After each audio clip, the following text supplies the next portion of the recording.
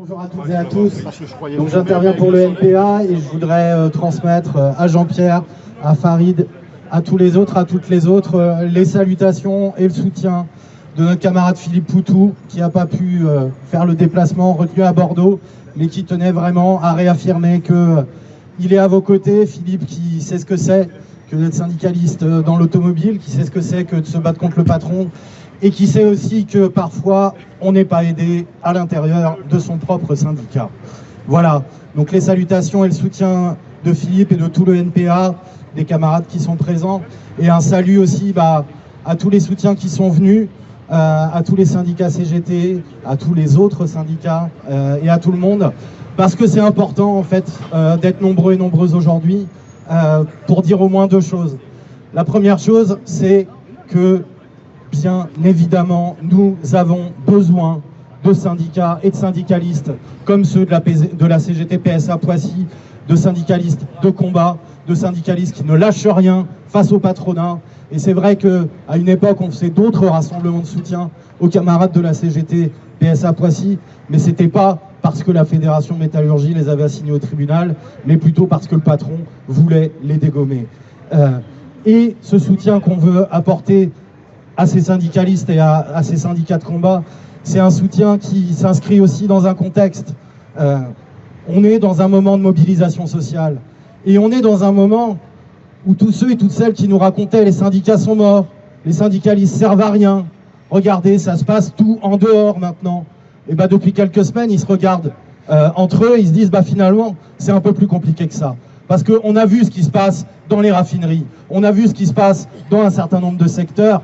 Et ce qui se passe dans tous ces secteurs-là, ça montre la force des syndicats, ça montre la force des militants syndicalistes, et ça montre le caractère indispensable d'avoir des syndicats de combat, surtout quand on est confronté à un patronat qui a décidé non seulement de ne rien lâcher, mais en plus de vouloir reprendre toujours et toujours plus.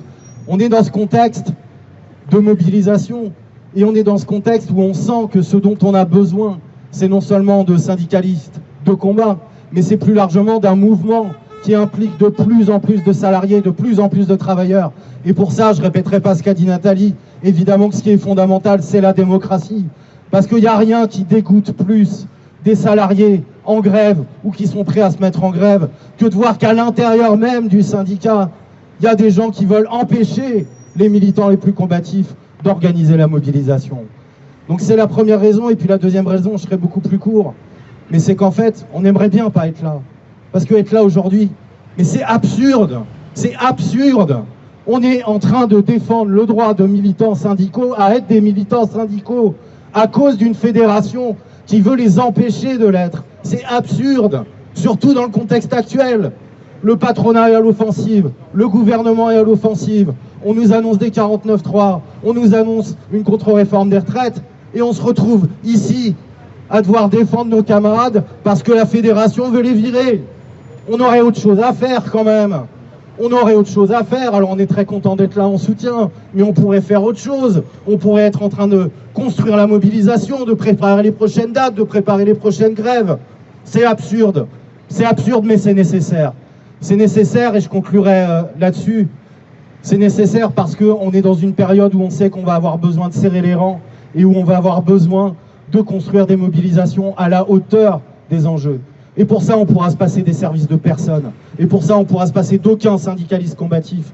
Et pour ça, on pourra se passer d'aucun travailleur, aucun salarié déterminé et prêt à aller se battre. On a besoin d'être là toutes et tous ensemble pour dire à Macron, pour dire au patronat qu'il doit être hilar de voir qu'on se divise entre nous. Et pour leur dire que non, on refuse d'être divisé, bien au contraire, on construit l'unité la plus large possible pour imposer un rapport de force qui nous permettra de gagner face à ce gouvernement et au patronat. Donc à toutes et à tous, je vous redis merci, soutien, et à très bientôt, j'espère, dans la rue et dans les grèves, et pas devant un tribunal pour des raisons aussi absurdes.